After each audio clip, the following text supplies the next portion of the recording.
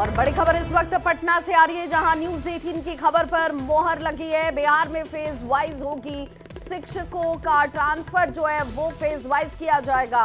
पहले फेज में गंभीर बीमारी से ग्रसित शिक्षकों का ट्रांसफर होगा। दूसरे फेज में पति पत्नी के पदस्थापन के आधार पर ये ट्रांसफर किए जाएंगे और तीसरे चरण में दूरी के आधार पर महिला टीचर का ऐच्छिक ट्रांसफर किया जाएगा। साथ ही साथ चौथे फेज में पुरुष शिक्षकों का दूरी के आधार पर यह ऐच्छिक ट्रांसफर होगा। फेज वाइज आवेदन की फिर से होगी जो स्क्रूटनी है वो प्रक्रिया एक बार फिर से होगी, यानी कि जिन 4 फेजों में ये अब आपको पोस्टिंग दी जाएगी उसमें भी आधार तय कर दिए गए हैं। साथ ही साथ फेज वाइज आवेदन की स्क्रूटनी की जाएगी। अभ्यावेदन की स्क्रूटनी के लिए 16 पदाधिकारियों की प्रतिनियुक्ति तक कर दी गई है।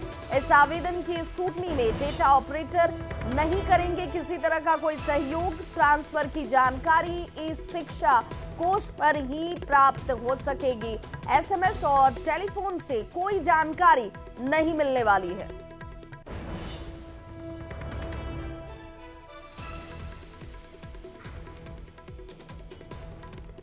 और इस बड़ी खबर के साथ पटना से इस न्यूज 18 संवाददाता रजनीश जुड़ गए हमारे साथ। रजनीश, अब ये मानकर चला जाए कि जो पदस्थापन के आधार 4 चरणों में 4 फेज में कहें वो शिक्षकों के सामने होंगे और उसकी जानकारी उन्हें सिर्फ ई शिक्षा कोष पर ही मिलेगी। बिल्कुल विभा, देखिए न्यूज 18 की खबर पर मोहर लगी है और लगातार ट्रांसफर पोस्टिंग से जुड़ी हुई खबरों को जो हम लोग अपडेट कर रहे हैं उस खबर पर मोहर भी लग रही है। और बता दें आपको कि बिहार में अब फेज वाइज जो टीचर हैं उनका ट्रांसफर होगा, जिसमें सक्षमता पास यानी जो विशिष्ट टीचर हैं और इसके साथ साथ जो बीपीएससी वाले टीचर हैं, टीआरई 1, 2 वाले और पुराने टीचर हैं, उनसे जो एप्लीकेशन लिए गए थे लगभग 1,90,000 आवेदन शिक्षा विभाग को मिला था, जिसमें संभव नहीं है सभी का एक साथ ट्रांसफर करना। तो शिक्षा विभाग ने फेज वाइज ट्रांसफर करने की तैयारी की है और जिसको लेकर 16 सदस्यीय अधिकारियों की टीम बनाई गई है। और ये एक्सक्लूसिव जानकारी न्यूज 18 दे रहा है कि जो फेज वाइज ट्रांसफर होगा इसमें पहले फेज में जो कैटेगरी तय किए गए हैं, जिसमें आपको अवसाद रोग से पीड़ित हैं, इसके साथ साथ गंभीर रुग्णता वाले हैं, लीवर हृदय मरीज वाले, और इसके साथ साथ जो दिव्यांग हैं और विधवा परित्यक्ता नारी हैं, इनका ट्रांसफर पहले होगा। और ये ट्रांसफर 6 और 7 जनवरी से ही देखने को मिलेगा ई शिक्षा कोष पर।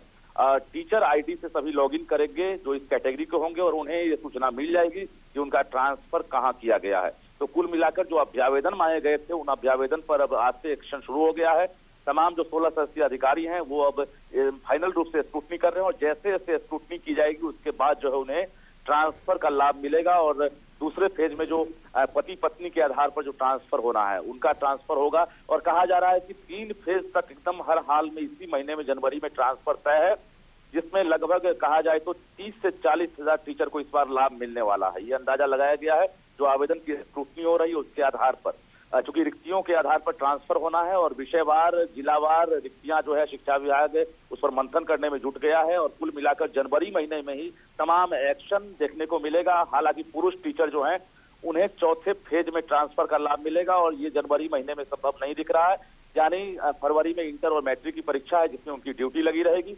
इस दौरान ट्रांसफर पोस्टिंग प्रक्रिया फिलहाल स्थगित की जाएगी फरवरी में, लेकिन उसके तुरंत बाद जो पुरुष टीचर है जो चौथे फेज का ट्रांसफर होगा वो भी संभव होगा। और सरकार का पूरा लक्ष्य है कि हर हाल में जल्द से जल्द जो कहीं ना कहीं एप्लीकेशन देने वाले टीचर हैं उनकी स्क्रूटनी के आधार पर उन्हें ट्रांसफर का लाभ मिले। जो 200 किलोमीटर 300 किलोमीटर और 100 किलोमीटर के आसपास टीचर हैं उन्हें पहले लाभ मिलेगा और तमाम कैटेगरी तय कर दिए गए हैं। तो कहीं ना कहीं 2 साल से और इससे पहले से नियोजित जो विशिष्ट बने हैं वो इंतजार में थे, जिनका इंतजार खत्म होने वाला है। 2025 में जो चुनावी साल होगा इससे पहले सरकार तमाम जो अड़चने हैं, बाधाएं हैं और इसके साथ साथ जो सौगात हैं उनका लाभ जो है तमाम टीचर्स को या फिर बाकी जो कर्मी हैं उन्हें देने की तैयारी कर ली है। जी विभा, बहुत बहुत शुक्रिया रजनीश इस तमाम जानकारी के लिए।